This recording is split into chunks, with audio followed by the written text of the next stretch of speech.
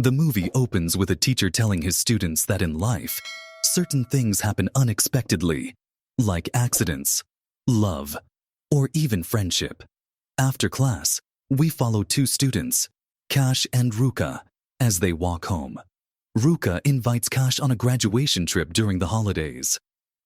At first, Cash isn't interested, but eventually agrees.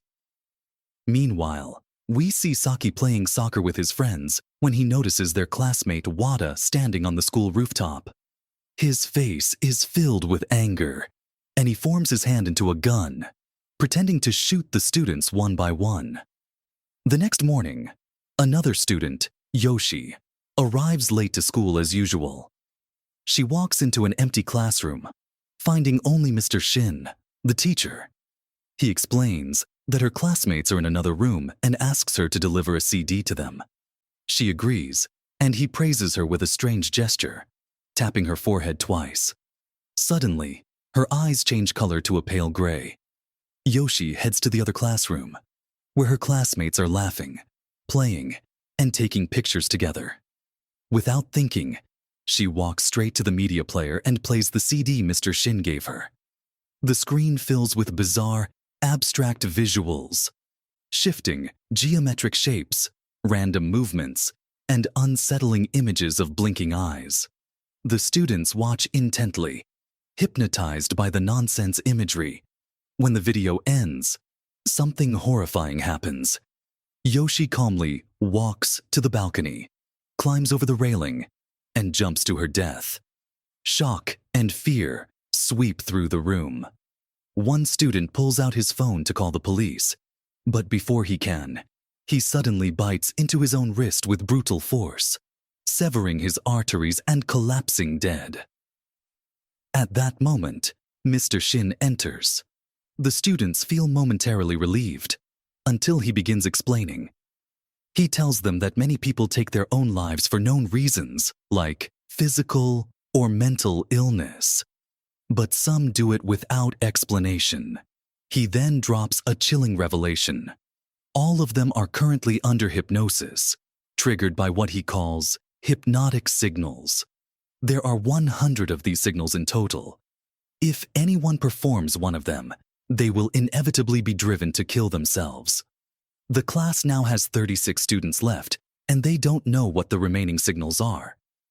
One angry student grabs Shinn and demands he break the hypnosis. Suddenly, the boy smashes his head against the wall repeatedly until he dies. Shinn coldly explains that acts of violence toward a specific person count as one of the signals. Fear spreads. Ruka pulls out her phone to call her mom but suddenly drops it, sticks her tongue out, and bites it clean off before collapsing dead. Cash is left devastated over losing her best friend. Moments later, another girl begins sobbing uncontrollably before smashing her head into a vase until she dies as well. Now the class has identified 3 of the 100 signals. Determined to survive, they want to figure out the rest. Shinn leaves, telling them they must discover the remaining signals themselves. One student follows him but is warned not to leave the classroom. Another ignores the warning and walks out unharmed, prompting the others to follow. They search the school for help, but find no one. At the gate, one girl decides to leave school grounds to seek help, only for another signal to activate. She twists her head 180 degrees, killing herself instantly. Shinn reappears and informs them that escaping the school is also a signal. Helping them, he warns, is yet another. He tells them he has already contacted their parents to say they'll be staying late for school activities, ensuring no one comes to check on them. One student, Sono, asks how they can break the hypnosis. Shinn smiles at the question and leads them back to class. There, he explains the only way to survive is to understand all the signals. Because when all but one student has died, that single survivor will be freed. Sono immediately regrets asking. Shinn adds that this experiment will help them understand society better. Cash calls him a murderer and pleads with him to bring Ruka back. He responds coldly, "You should always listen to your teachers." before walking to the balcony and throwing himself off, leaving the remaining students more confused and terrified than ever. Now, they must decide their next move. One student suggests they search the entire school for a way to break the hypnosis Shinn placed on them before his death. They split into groups, each tasked with searching a different area. One group heads to the teacher's lounge, rummaging through Shinn's belongings. Another goes to the school library, hoping to find something useful. Inside the library, a student finds a book that might help, but it's written in English. Just then, Wada appears, snatching the book from his hands. Back in the classroom, which now serves as their strategy room, the first group returns empty-handed. Wada enters, holding the book, and explains that it reveals a dark truth. The video they watched contained an ancient curse, and that's what triggered everything. He also says the book lists 50 of the 100 deadly signals. They write all 50 on the blackboard to keep them in sight at all times, then decide to return to the library for more information. Before continuing, they realize they need food and water. A small group searches the gym storeroom and finds bottles of soda. They drink and immediately kill themselves. Another signal has been discovered. Meanwhile, in the classroom, a student named Korin whispers to Saki that Wada and Shono are hiding something from the group. He also claims he saw their dead classmates in the gym, realizing the drinks were the cause. Cash interrupts, urging them to trust Wada, insisting he has nothing to gain by hurting them. Their conversation is cut short when their classmate Min bursts in, terrified. She says that in the nurse's office she found 2 more bodies. Cash, Saki, and a few others rush there, while Korin goes looking for Wada. He finds him holding another soda bottle and accuses him of trying to eliminate everyone so he can be the sole survivor. Wada denies it, taking a sip in front of them to prove it's safe. He hands the bottle to Cash, but before she can drink, Korin grabs it and gulps it down, only to die instantly. Wada spits out the soda, revealing he never actually swallowed it. Cash returns to the classroom, where Sono arrives with a Japanese edition of the book.